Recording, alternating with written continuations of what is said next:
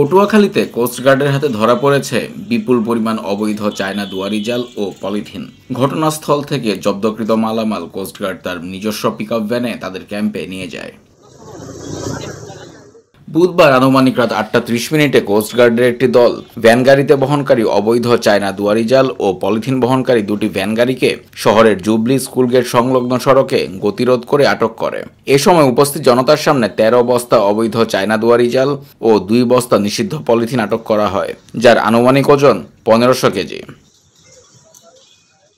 বহনকারী ভ্যান চালক মোহাম্মদ সুমনের বক্তব্য অনুযায়ী জানা যায়, পুরান বাজারের ব্যবসায়ী প্রতিষ্ঠান চরমোনাই স্টোরের ক্রয়কৃত মালটি কুরিয়ার সার্ভিস থেকে ছাড়িয়ে আনেন, কিন্তু মালিকের নাম তার জানা নেই। ভ্যান চালকদের কাছে কোনো ক্রয় মেমো পাওয়া যায়নি এবং মালামাল জব্দ করার পর ভ্যান চালকদের ছেড়ে দেওয়া হয়। উদ্ধার অভিযানে নেতৃত্ব দেয়া কোস্টগার্ডের senior chief petty officer Mohammad Zakaria ঘটনাস্থলে আনুষ্ঠানিক বক্তব্য দিতে অস্বীকৃতি জানিয়ে বলেন, এখানে কি পেয়েছি আপনারাই তো দেখেছেন। অভিযানকালে আমাদের বক্তব্য দেওয়ার অনুমতি নেই। আপনারা মিডিয়া সেল থেকে তথ্য জেনে নেবেন।